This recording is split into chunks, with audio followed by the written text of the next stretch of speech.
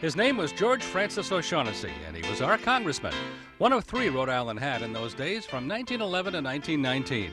Born in Galway, Ireland, and educated in New Jersey and New York, O'Shaughnessy came to Providence to practice law when the city looked like this in 1907. Jerry Cannon is O'Shaughnessy's law partner's grandson, and he remembers George. 4 or 5 years ago, a lady from New York called me to ask if I was related, and I said that was my grandfather and my father, and the former congressman, George O'Shaughnessy.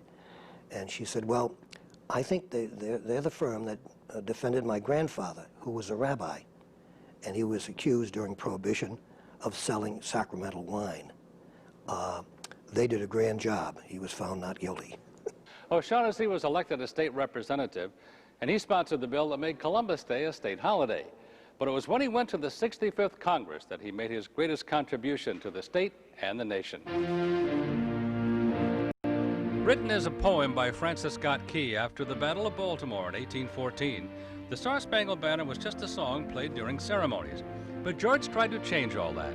In 1914, exactly 100 years after its creation, he sponsored a bill making the Star-Spangled Banner our national anthem. Like all bills, it went to committee and was forgotten. So he introduced it again and again. The music was taken from an English drinking song, and lawmakers in those days knew that. After his congressional career, George kept at it, urging his colleagues to pursue the issue. Some of them did, and finally the resolution was passed. Despite protests from civic organizations and even some veterans, President Herbert Hoover signed the bill on March 3, 1931.